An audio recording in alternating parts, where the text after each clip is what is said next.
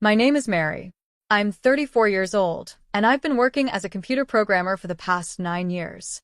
I have a younger sister named Patricia. She's 30 and married to Kevin. They have a 6-year-old son named Nicholas. I've been living in the same one-bedroom apartment since I finished college. It's small, but it has good internet, which is all I really need for my work-from-home job. For the past 4 years, I've been saving every extra dollar to buy my own home. Last month, I finally saved enough for a down payment. I was so happy that I called my mom right away. Mom, guess what? I finally saved enough for a down payment. That's wonderful, honey. What kind of place are you thinking of getting? She asked. Just a small one-bedroom condo. Something easy to take care of and not too expensive. There was a short silence. Mary, don't be silly. You need to think about the future. You should get a bigger place, at least 2 bedrooms. Why would I need that many rooms? It's just me. You might get married someday and have kids. It's better to buy a place you can grow into, instead of moving again later. I laughed. Mom, I haven't even been on a date in over a year. Marriage and kids aren't exactly on my mind right now. That's because you work too much. Maybe if you had a nicer home, you'd invite people over and meet someone. I sighed, knowing where this was going. My mom has been making comments about me being single for years. The next day, I hired a real estate agent named Gary. He showed me some nice one-bedroom condos that I really liked.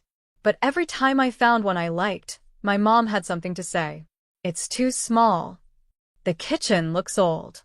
That neighborhood doesn't have good schools. 3 months into my search, my mom started coming with me to see the homes. I probably shouldn't have let her come along, but it felt easier than listening to her complain later.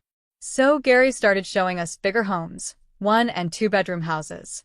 They were much more than I needed or even wanted. But Mom kept saying things like, "This would make a great nursery," or "Imagine your in-laws staying in this guest room." One day, Gary showed us a beautiful 3-bedroom house with a big backyard. It was way over the budget I had in mind. But because I had saved so much, I could afford the down payment. That night, I did the math. The monthly payments would be a stretch, but I could make it work if I spent less in other areas. Mom was thrilled when I told her I was thinking about buying it. "That's my smart girl," she said. "You won't regret it. That house has everything you need." I wasn't sure, but I was getting tired of searching, and maybe Mom had a point. Maybe I was being too careful. What if I did meet someone? What if I started a family? Maybe I'd be glad to have the extra space. So I booked a second visit to the house and was almost ready to make an offer. Before I did, I decided to stop by my parents' house to tell them in person. It was a Tuesday afternoon when I drove over. I still had a key to their place, the same small 2-bedroom home I grew up in an older neighborhood. I let myself in and called out, "Hello," but no one answered. I heard voices coming from the kitchen. As I walked down the hallway, I realized they were on speakerphone with my sister, Patricia. I was about to say something when I heard my name. "Mary has no idea," my mom said, sounding proud. "We've got her convinced to buy that big 3-bedroom house, and then your father and I will move in with her." "And you're sure she'll be okay with that?" Patricia asked. "Of course. She will," Mom said.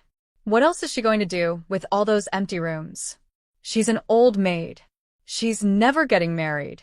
This way she won't be alone, and we can give you and Kevin our house." I stood frozen in the hallway, shocked by what I was hearing. "It's the perfect plan," Dad added. "We won't have to pay rent or bills anymore. Mary makes good money. She can pay for everything. And we'll even have some extra money to help you out, Angela." "She doesn't suspect anything?" my sister asked. Mom laughed. "Not at all. She always listens to us. Whatever house we want her to buy, she'll buy. I've got her completely under control." I felt sick. My own family was trying to trick me into buying a house just so they could move in and live off me forever. I quietly stepped back, then walked to the front door and slammed it shut to make it seem like I had just arrived. "Hello? Anybody home?" I called out. "We're in the kitchen, honey," Mom replied sweetly. "We were just talking about you." "Yeah, I bet you were," I thought as I forced a smile and walked toward the kitchen, my heart racing from what I had just heard. I stepped into the kitchen, trying to look calm even though my hands were shaking. Mom and Dad were sitting at the table, the phone still in front of them. "Hi, sweetie," Mom said quickly, ending the call. "How's the house hunting going? Have you decided on that beautiful 3-bedroom yet?" "I'm still thinking about it," I said, trying to keep my voice steady. "There are a few things I need to think about before making such a big decision." "What's there to think about?" Dad asked. "Your mother and I both agree. It's perfect for you." "I'm sure you do," I thought bitterly. "The mortgage payments would be pretty high," I said. "I'm not sure I want to stretch my budget that far." "Oh, but it's such a smart investment," Mom said. "Property always goes up in value." I nodded and changed the topic, asking about their garden while my mind raced. During dinner, I smiled and nodded at the right times, but inside, I was angry. My own parents were planning to live off me while giving my sister a free house. When I left an hour later, I sat in my car and finally cried. I felt hurt, used, and really foolish. How did I not see this coming? The signs were there: Mom pushing me to buy a bigger house, their sudden interest in my money, the constant calls about how things were going with the realtor. I drove home in a daze. As soon as I got back to my apartment, I called my old college roommate, Barbara. She had moved to Arizona after we graduated, and we were still close. "Barbara, you won't believe what just happened," I said when she answered. Then I told her everything. "Those manipulative jerks," Barbara said when I was done. "You need to get far away from them." "I know," I sighed. "But I've been saving for 4 years. I really want to buy a place." "Then do it," she said. "Just don't buy where they expect. Buy one here in Lake Havasu City. It's beautiful, there are tons of tech jobs, and best of all, it's 2,000 miles from your toxic family." I laughed, thinking she was joking, but she kept going. "I'm serious. My real estate agent Carol is amazing. I can ask her to send you some listings. You can do virtual tours, and I'll go check out any places you're interested in." The more I thought about it, the more I liked the idea. A clean break. A fresh start. "You know what? Let's do it. Have Carol send me some options." The next day, Carol emailed me about a dozen listings for small homes and condos in Lake Havasu City. I was surprised by how affordable they were compared to where I live now. I could get a cute 1-bedroom house there for less than a 1-bedroom condo here, I told Barbara on the phone that night. "And Lake Havasu City has the fastest city internet in the country," she added. "Perfect for your remote job." While Barbara and I were talking, my mom called. I didn't answer, but she called again right away. "Sorry, I need to take this," I told Barbara. "It's my mom." "Put her on speaker," Barbara whispered.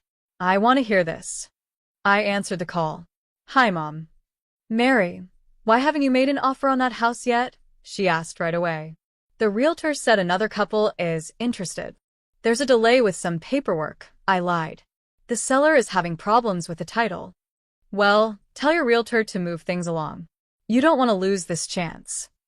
"I'll see what I can do," I said, rolling my eyes at Barbara.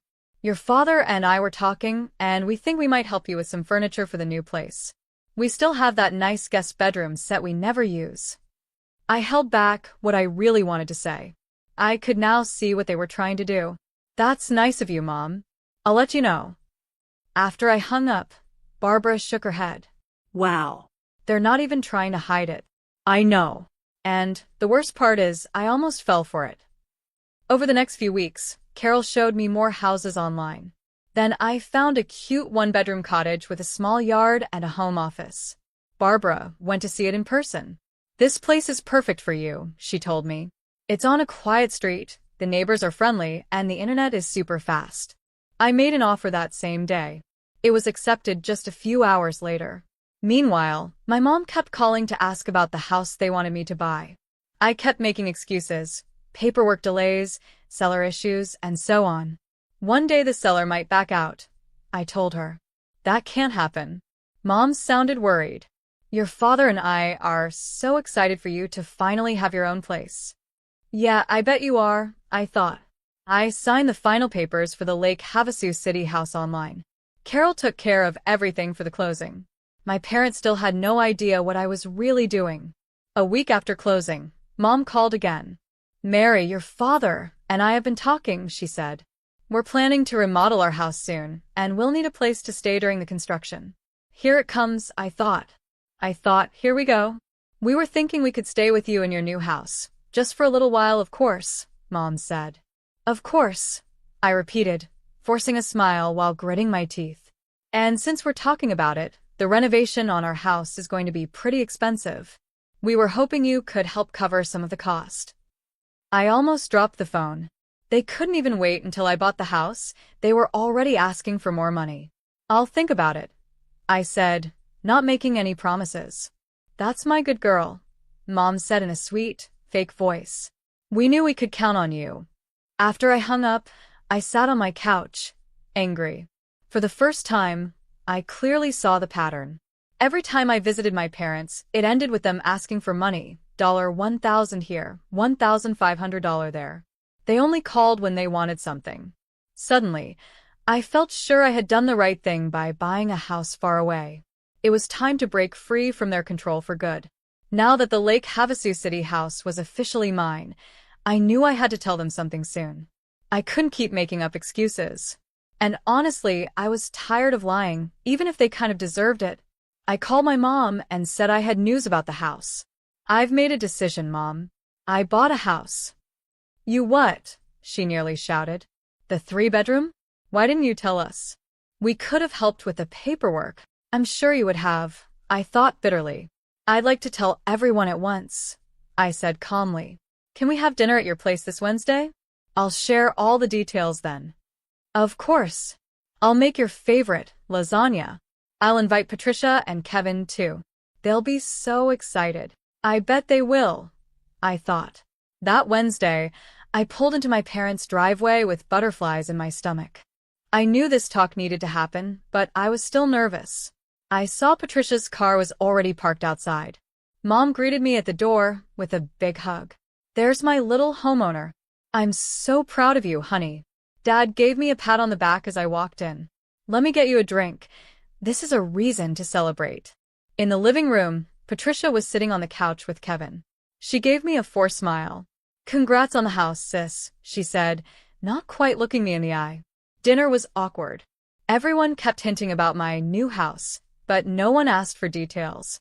It was clear they thought they already knew everything. After we finished eating, Mom cleared her throat. Mary's not the only one with news, she said. Your father and I have something exciting to share too. Here it comes, I thought. We've decided to give our house to Patricia and Kevin, Mom said proudly. We've already signed the papers. Patricia looked thrilled. Kevin looked a little uncomfortable. My parents turned to me, clearly waiting for my reaction. That's very generous, I said, trying to stay calm. They do need more space with little Nicholas. And I guess you'll be moving into my new house soon. Exactly, Dad said. Speaking of that, when can we come see it? Actually, I said, taking a deep breath. I have something to tell you. Everyone turned to look at me. I did buy a house, but not the one you think. The room went quiet. What do you mean? Mom asked, her tone suddenly sharp. I bought a 1-bedroom house, I said. It's just what I wanted, small, easy to take care of, and perfect for my home office. But we thought, Dad started. I know what you thought, I said firmly. I heard you. That day a few months ago, when I came to visit, I heard everything you said to Patricia on the speakerphone. Mom's face went pale. What are you talking about? I heard you call me an old maid. I heard you say I'd never get married. I heard your whole plan, to have me buy a big house so you could move in and live off me, while giving your house to Patricia. And I heard you say you had me completely under control. Patricia shifted in her seat, clearly uncomfortable. Kevin raised his eyebrows in shock. We never said, Dad began. Yes, you did. Every single word, I said firmly. And there's more, I added, unable to stop now. I know about your renovation plans. How you expected me to let you live in my house and pay to fix up your old house before giving it to Patricia. Mary, you're exaggerating, Mom said, trying to stay in control. We just thought it would be nice to help each other. Family helps family. But this isn't real help, is it? It's not both ways. You were using me. treating me like a bank while giving everything to Patricia, like she's the only one who matters. That's not fair, Patricia said quickly. Isn't it? I asked, looking right at her. Did you know they planned to move in with me? Her eyes dropped. She didn't answer. She knew. And one more thing you all need to know, I said. You will never be moving in with me, because the house I bought isn't even in this state. The room went completely silent. What? Mom whispered. I bought a house in Arizona. I'm moving next week. Arizona? Dad repeated, shocked. That's 500 miles away. Yes, it is. Mom burst into loud, dramatic crying. How could you do this to us? We already gave our house to Patricia. That was your choice, I said calmly. Just like this is my choice. But where will we live? Dad asked, clearly angry. I looked around the room. This house has 2 bedrooms. Plenty of space for all of you. Patricia gave me a nasty look. She obviously didn't plan to live with our parents. We'll find out your new address, Mom said between sobs. We'll come visit. No, you won't, I said. Because I'm not telling you where I live. You can't just cut us off like this, Dad shouted. I'm not cutting you off. I'm setting boundaries, something I should have done a long time ago. I stood up. I've been your personal bank for too long. Every visit turns into a money request. Every phone call has a hidden reason. That ends now. After everything we've done for you, Mom cried. What have you done for me lately, Mom? Besides trying to manipulate me into supporting you for the rest of your lives. No one said a word. I'm leaving now, I said, picking up my purse. I hope one day we can have a healthier relationship. But that's up to you. Mary, wait. Patricia called as I walked to the door. I paused and looked back at Patricia. You can't just leave like this, she said. Mom and Dad need somewhere to live. They already have a place. Right here with you, I said. Enjoy your new house, Angela. It comes with extra baggage. The shocked look on her face almost made me laugh. She was fine with the plan when she thought she'd get a free house. But now that she realized she'd be living with our parents, it didn't seem so great anymore. What about holidays? Mom called after me. What about family? I'll send a card, I said, closing the door behind me. As I drove away, I felt lighter than I had in years. That conversation had been hard, but it needed to happen. I had let my family walk all over me for too long, and it was time to stop. When I got back to my apartment, I packed with new energy. In 1 week, I'd be in a new house, a new city, and starting a new life. But even while I packed, the calls started. First from my parents, then from Patricia, then from random aunts, uncles, and cousins I barely spoke to.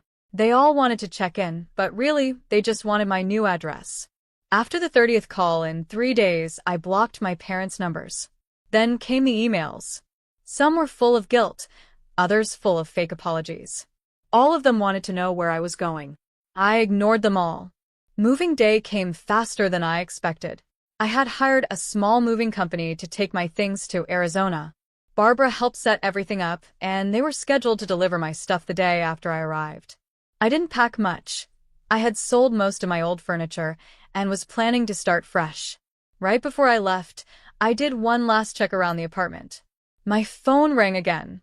Another unknown number, probably another relative trying to get information. I hit decline and turned on airplane mode. I wasn't dealing with any more family drama today. The flight to Phoenix was peaceful. For the first time in weeks, I could breathe. Barbara met me at the airport with a big smile. Welcome to Arizona, she said, hugging me tightly. Are you ready to see your new home? More than ready, I said. The drive to Lake Havasu City was beautiful. I could see the mountains in the distance, and I felt more free with every mile. When we pulled up to my new house, I almost cried. It was perfect, a cozy blue cottage with white trim, a small front porch, and a maple tree in the yard. What do you think? Barbara asked, watching my face. I love it, I said. I wiped away a tear and said, it's exactly what I wanted. Inside the house was even better. The people who lived there before had recently painted, so the walls looked fresh and clean. The kitchen was small but modern, and the second bedroom had built-in bookshelves, perfect for a home office. The internet is already set up, Barbara told me. I made sure they installed it yesterday, so you can start working right away if you need to. I hugged her. Thank you for everything, Barbara. I couldn't have done this without you. The first week in my new house was exciting but also a little scary. I loved making the place feel like home, but part of me kept worrying that my parents might somehow find out where I was and show up at my door with their bags. Every time the doorbell rang, I jumped, even though only Barbara and the moving company knew my new address. By the third week, I had settled into a nice routine. I found a cozy coffee shop with strong Wi-Fi, joined a yoga studio nearby, and even met some neighbors who invited me to a weekend barbecue. See? Life is better here, Barbara said when I told her about everything I'd been doing. She was right. Without my family constantly draining my energy and money, I felt lighter, happier. I had more time, more peace, and even more money to enjoy the things I loved. But, of course, my parents hadn't stopped trying. After I blocked their phone numbers, they started sending emails. Some were full of guilt. How could you leave us after everything we've done for you? Others were fake apologies. We're sorry if you misunderstood our intentions. I created a folder in my email called Toxic Family. All those messages went there automatically. I only saw them if I chose to look. One day, about 4 months after I moved, I got a call from Aunt Laura, my mom's sister. Unlike my parents, Aunt Laura had always been honest with me, so I picked up. "Mary, how are you?" she asked. "I've been worried." "I'm good, Aunt Laura. Really good, actually." "I'm glad to hear that." She paused. "Your mother told me you moved out of state." "I did. She's been difficult since you left." I let out a short laugh. "I can imagine." "No, it's not quite what you think. Your parents are living with Patricia and Kevin now, and it's not going well." I wasn't shocked, but I let her keep going. "Kevin and your dad never really got along, and now that they're all living under one roof, they fight all the time. Kevin keeps reminding your parents that they're just guests, but your dad keeps saying it's still their family home." A small part of me felt satisfied hearing that. "That sounds rough," I said. "It is. And Patricia is pregnant again." That surprised me. "Really?" Yes. "She's due in 8 months. And now she's talking about turning your parents' bedroom into a nursery." I couldn't help it. I laughed. "Let me guess. Mom and Dad aren't happy about the nursery idea?" "They're panicking," Aunt Laura said. "They've realized they have nowhere else to go. They were sure they'd be living with you." "Well, that was never going to happen." "I know," she said. "For what it's worth, I told your mother she was wrong for trying to trick you like that. I think she's finally starting to see how badly she messed up." I appreciated Laura's honesty, but I wasn't ready to forgive and forget. "Thanks for telling me. I hope they figure something out. They're talking about renting an apartment," she said. "But they're worried they won't be able to afford it." "They managed before they tried to use me," I said. "They'll manage again."